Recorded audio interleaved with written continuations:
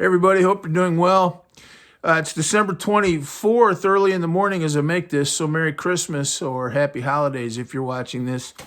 I wanted to make a little video giving some of my thoughts on Bruce Springsteen selling his catalog recently for $500 million. That's the most recent of many of these sales of this nature. David Crosby, I think Stevie Nicks, are a bunch of people, and I'm sure we'll see more. $500 million for the Bruce Springsteen catalog. And, I made a video about a month or two ago about Bob Dylan selling his catalog. Dylan sold his catalog for $400 million about a year ago. You notice the prices are going up. And I made a video talking about why I didn't think that was a good idea. And I objected to the idea that these corporations are going to own all this great music for the indefinite future. And I think a lot of people perceive that video as me saying, I was butting into Bob Dylan's music and I didn't write it, and who am I to tell Bob Dylan what to do with his music? And it was one of the most viewed videos I've ever done, but it was also one of the most disliked. I think about 70% of the engagement on that video was dislikes. So it was like a 70-30 split on likes to dislikes. So I guess that's called being ratioed. I don't really know. But anyway, a lot of the comments were of that nature. It was none of my business. And who the hell was I? And if Bob Dylan wanted to sell his catalog, it's his business, nobody else's. And I get all that. I've watched a couple other videos. Mary Spender, I don't know if you watch her channel. She always has good videos. She kind of had a video kind of supporting the Springsteen sale. So I wanted to say a little bit about the Springsteen sale, since I had talked a little bit more recently about the Dylan sale, because I think we're going to be seeing a lot of these. And I sort of stick by my original point, and I hope it wasn't misconstrued, that these sales are, I think that it's a really big change in our musical culture and kind of the laws around music even, which is kind of flying under the radar. Like a lot of times the biggest changes are ones that really aren't that noticed by a lot of people at the time. And it's really a huge thing that now you're going to have these corporations owning music for the indefinite future. When I did the Bob Dylan video about sort of objecting to the sale of Dylan's catalog, I noted that Blowing in the Wind is a 59, 60-year-old song. It was sung at Martin Luther King's I Have a Dream speech. And now a corporation is going to be owning that. It's already 60 years old. And then who knows how long they're going to own that. So that was what I was talking about. The specter, the kind of Orwellian dystopian future, if we're not careful, sounds like something out of a science fiction horror movie where corporations own all the music. Think about that. Corporations are going to own all the music. And that's a scary prospect to me. I don't know. I think corporations play a role. I'm not against corporations really. And I'm not against capitalism or something like that. But I do think after a while, I am a capitalist, but I do think after a while, music belongs to everybody. And when these songs kind of quit being consumer items and they become part of history and culture, then they belong to us all. And that happens after so many decades of people loving these songs, that people have already bought these songs so many times over and listened to them, and so many royalties have already been paid on these songs to Dylan. And so now you're going to have corporations owning them. And now the same thing is going to be true with Springsteen. I'm waiting for the big one, I think, is going to be Paul McCartney. I wonder if he's going to ever sell his catalog. If Springsteen's getting $500 million, that McCartney catalog must be worth, got to be worth way more than what Springsteen's catalog is worth. I don't know. I have no idea, but way over $1 billion, I would think. Of course, he's got the Yoko Ono owns half of all those Beatles songs, I think, right? I don't know how all that works, but think about that. If you had corporations owning all this music 100 years from now, that would not be good, and the excuse me, corporations owning all this music, that's like something out of a scary movie, especially historic music. Like I said in my other video, I think, copyright laws exist for a purpose. They're very old. A lot of them go back to England in America. Or a lot of our copyright laws go back to England. That's why there's some of those rights are called royalties. That's sort of an old English term. And they were there to protect the writer. So a writer, if he did a great work, you couldn't just have someone rip it off and start selling it as his or her own, for example. And to protect some income for the writers, the composers, or the scientific inventors. I guess that might be a similar thing like patents. So that they're not being exploited or ripped off, and I think we all agree with that. But this idea that you're going to have a couple giant conglomerate corporations owning literally almost all the music that's ever been written since the early 1920s anyway. I have a couple books I got here. I just got them out of our shelf. American Song Treasury, 100 Favorites. These are all old songs. I've been working on the railroad. I grew up with all these them Golden Slippers, old spirituals. I'll Take You Home Again, Kathleen. None of these songs are under copyright anymore. And copyright laws, they had them back then, but they were way different. They were way weaker, but they did have them. On Top of Old Smoky. That's sort of what needs to happen. And that, the fact that all those kinds of songs, that's American culture, that's American history, just as much as the Civil War or the Missouri Compromise. Those songs are part of our history, and we can't have corporations owning our history. And that's the music of the people. And at some point, all these songs, after the artists are dead and gone, just think if 100 years from now, Bob Dylan's great grandkids are still running around as the Dylan estate. They won't have written Blowing in the Wind any more than you or I did.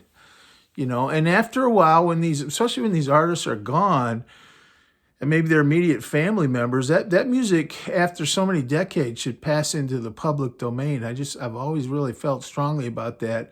The other thing, these corporations they rewrite the laws as they go along. Bill Dylan wrote Blowing in the Wind in, it was 1962 when he did that song on Freewheelin', right? Or any of those songs. Copyright laws are way different, and you notice they just kind of change them as they go along, and that's kind of scary. We've seen that a lot, right? And other things too.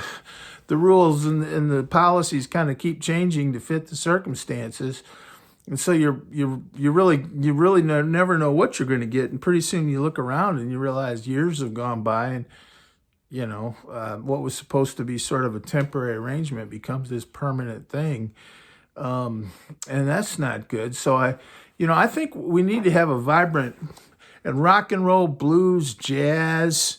Gospel, all of it came out of this period because we had such a rich, vital, vibrant culture of people just doing all these songs, doing those songs in churches, in saloons, places of ill repute.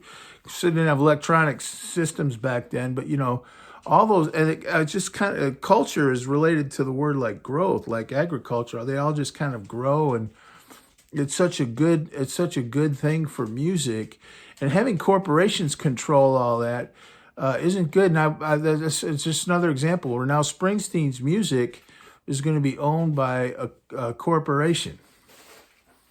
For how long? Does anyone know? And by the way, even if they said it was going to be for 50 years, from what we've seen, they could just, after 49 years, they could just rewrite the rules and add another 50 years to it. So it's sort of not even worth the paper it's printed on in a way. And those songs that are so old, they've already made so many millions. At some point, they should go into the popular culture. I got another book here. Now, this is a book, Great Songs of the 70s. Maggie May. I don't think they have books like this. It's a pretty thick book. It's an old piano, vocal, guitar book. I grew up with a lot of music like this around our house. I Don't Know How to Love Him, Jesus Christ Superstar. I Am Woman, Hear Me Roar, Helen Reddy, I Am, I Said, it's just full.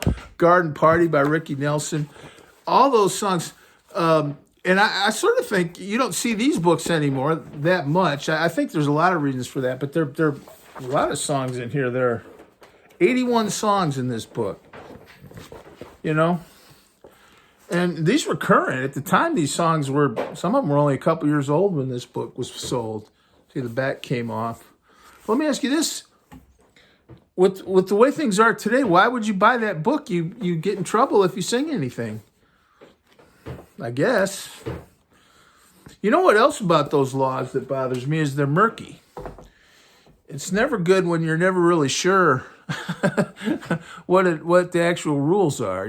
That's sort of kind of like YouTube, isn't it? Sometimes, and a lot of countries where they've had a military dictatorship or something, that the laws are never really clear. Or one part of the law says this and another part of the law says that, and so you look at it, and one side of the law it seems like this is okay, and then another part seems like maybe it's not okay, and it's all murky. And it really just leaves all the decision making in the hands of like police and judges and politicians and things, and that's not good either if you don't even really know. And sometimes I think that's by design. I don't know, maybe it's just because after a while things get so messy and chaotic, but also the vagueness and the fuzziness is kind of in there to allow a lot of latitude. Sometimes I've almost been suspicious, that the people that run music or laws or whatever, they don't really want their hands tied. But it's kind of fuzzy, like things like fair use. What does that even mean? Have you ever noticed all the opinions about fair use, and no one really knows what it means?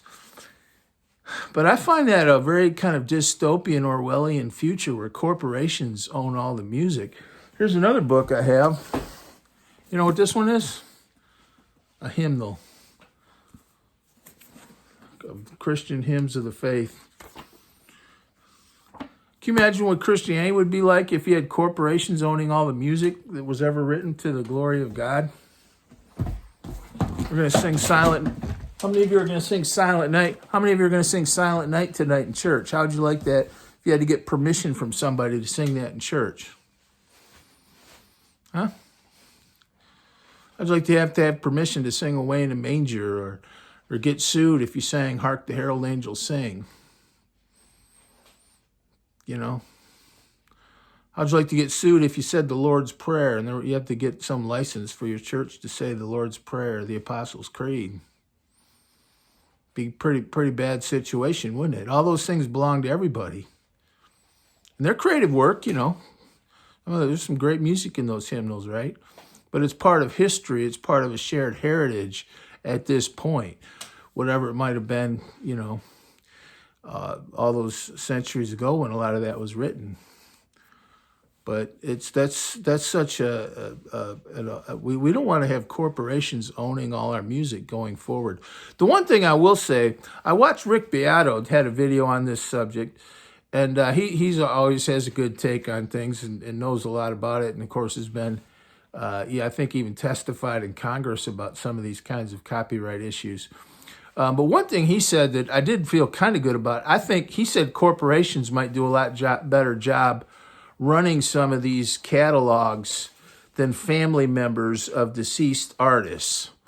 Now, I do think that might be good. Like, quite frankly, the Hendrix estate is going to run Jimi Hendrix into the ground, And, for one, you get these people that don't really play music themselves, and, a lot of times it might be distant relatives, and they just see it as sort of a cash cow, and they kind of become very controlling of something, and they're not really making good decisions really for the music itself. And then you start out with this catalog that everybody loves, and if it's mishandled, you can kill the goose that laid the golden egg, if you're not careful. And I think a lot of times of these family members, which are probably made up of people that often, not always, but often don't really know that much about music or have a sense of how music works or something. I don't know. it might be better in some cases to have corporations run things than family members. I do think that, because I do think in some of these cases, family members have really, run some of these things into the ground, and they just see these catalogs of their of their dead relatives like they're a big kind of gold mine. But after a while, the mine runs dry, and meanwhile, you haven't really created any new value to it. You're just kind of riding out the value that's already there. So hopefully corporations won't do that. But still, the idea of corporations owning all this music, who knows how long, Somewhere Over the Rainbow, that's another one. That song's still under copyright. God Bless America. See, most 20th century music, it's not like in this book, this is mostly 19th century music. If you want to sing any of these songs, go for it. Stephen Foster, Hello, My Baby, Hello, My Honey.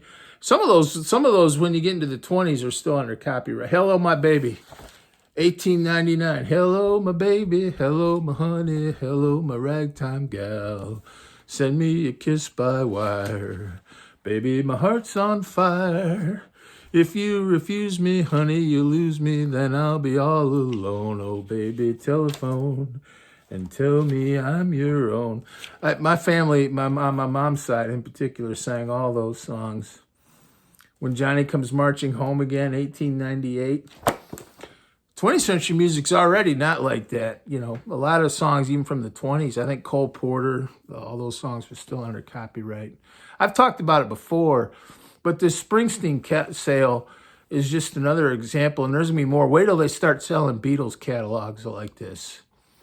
I don't know, maybe Paul McCartney's pretty smart about all that, and it's great. He's obviously done such a good job managing the huge asset that the Beatles are, but Beatles fans aren't getting any younger, and letting that music go into the world is also something that sooner or later is going to need to happen, I would think. I would hope. But the other final thing I wanted to say is price went up. Dylan got $400 million. Springsteen got $500 million. Now, $500 million, I would think Dylan's got to be worth way more than Bruce Springsteen. Come on.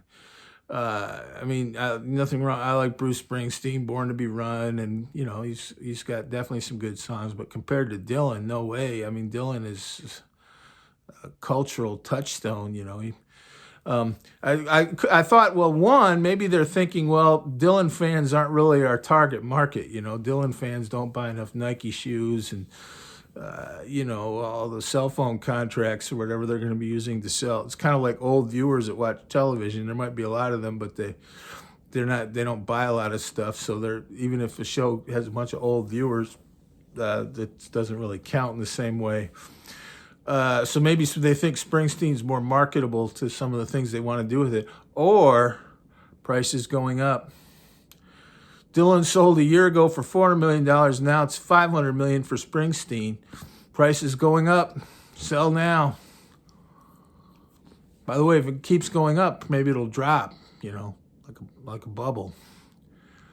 But that's kind of what I meant in that Dylan video, and that and so many people kind of hated on it. It's kind of weird to see some of those comments that seem kind of just all those people that didn't agree with me, and maybe that'll be the case with Springsteen too. I'm definitely not saying artists shouldn't have control of their music or make money or anything like that, but the idea of corporations under these kind of vague, indefinite intellectual property, copyright laws, whatever you want to call it, just controlling all this music that at some point becomes part of American history, becomes part of our shared culture as Americans, that's not good. And we should really avoid that. And a lot of these songs are, 60 years old now. Elvis was kind of like that. I don't know. Well, think about it. But Springsteen sold for $500 million. That's a lot of money. Definitely a lot of money. And there'll be more. But I hope we don't end up with two corporations owning every song ever written. Thanks. God bless. Merry Christmas, everybody.